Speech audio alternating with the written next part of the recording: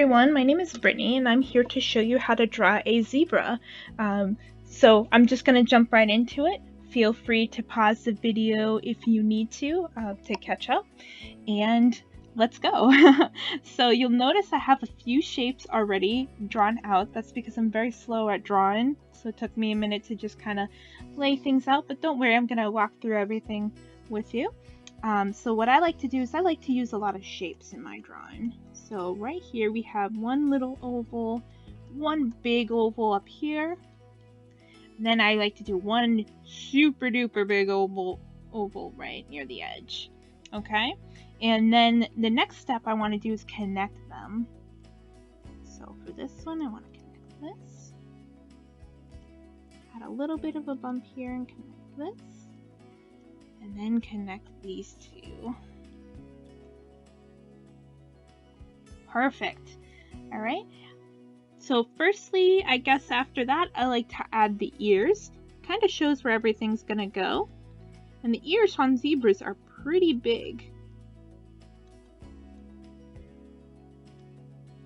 We're just gonna add it just like that. And we'll worry about the rest later. So very simple. Okay. And now we want to add the eye.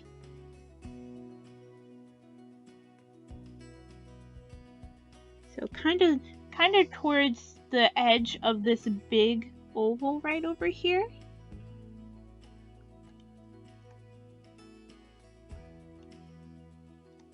There we go. So that kind of shows us like where the main parts of the animal are. So then the next thing I like to do is to outline the face. So the face isn't going to be totally straight. We're going to have a little bit of a bump where the eyebrow sort of is. It's going to dip down a little bit. And then we're going to have another bump down near the nose.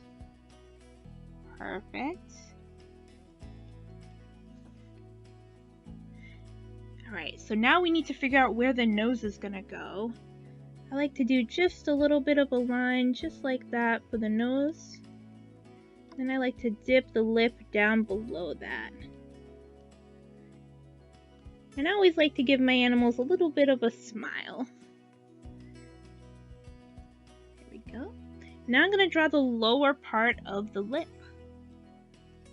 And lead it into the jaw.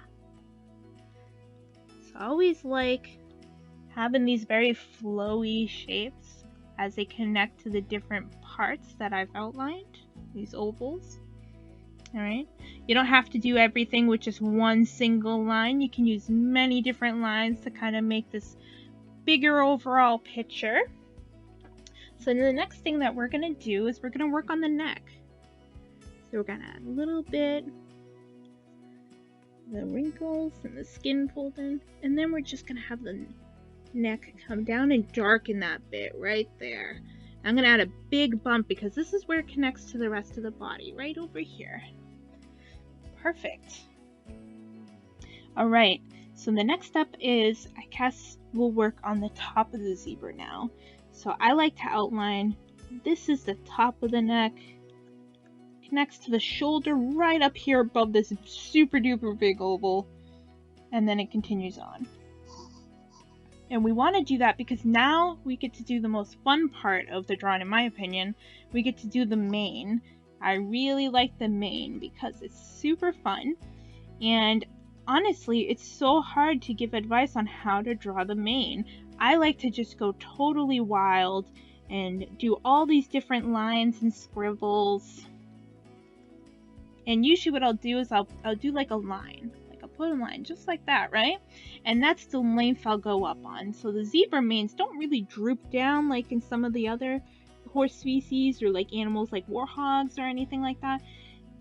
It sort of just kind of like sticks up almost. It's kind of wild and crazy. And their stripes actually go up into their mane, which we'll get to. Alright. And then it slowly starts to go down a little bit. But the mane is definitely the craziest part. Because you can really go any which way with it. For me, it makes my hand tired doing all these zigzags. Okay, So another thing I like to do is just add the other ear. It's at a different angle, so it's going to look different than this front ear. Perfect.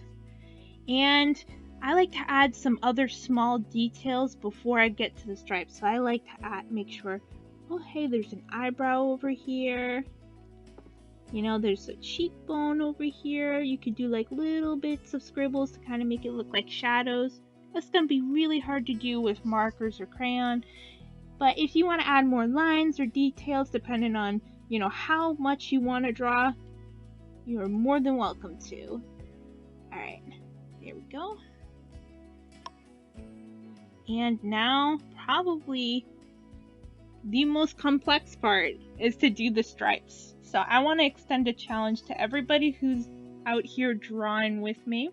I want you to create your own zebra, because every zebra has a different pattern of stripes. It's how they recognize each other. It's how they're identified even by us. Like, we can tell that there are different ways that the stripes go.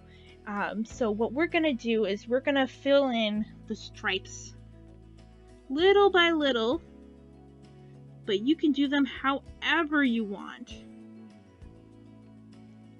So I like to do nice big thick stripes, because I'm not really good at putting a lot of stripes on my zebras. My hand gets really tired super fast. So you can do whatever sort of pattern you'd like. Some people go really wild with their stripes and do lots of stripes. I just like to keep it nice and simple. There we go. And you don't have to color them in. You can just do the lines, or you can color them in. Usually zebras have, you know, that black and white pattern. But another fun challenge is to see what a zebra would look like with all different colored stripes, with blue stripes or yellow stripes.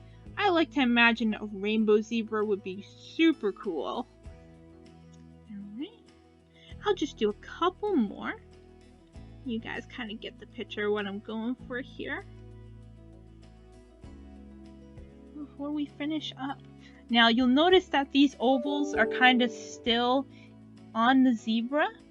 That's okay. So that's just to help outline it. If you're working with colored pencils, you can kind of color over them, or you can erase them. If you're working with marker, they're going to be more visible, so you might want to just stick to the lines. Either way, it helps figure out what to do and where to lay things out if you need that. You don't always have to use the circles. There we go. Perfect. For me, I'm going to keep the circles in because it shows where I started, and it kind of makes me realize how much progress I've made on this drawing, which is kind of cool. Perfect. I'm going to work on the muzzle right over here. That will be colored in at some point. I'll go in and color it in later on. There we go. And just remember, these stripes can go up into the mane too. So something I really love is to bring it up, right? Color that in. The black and white mane is always my favorite. Okay, perfect.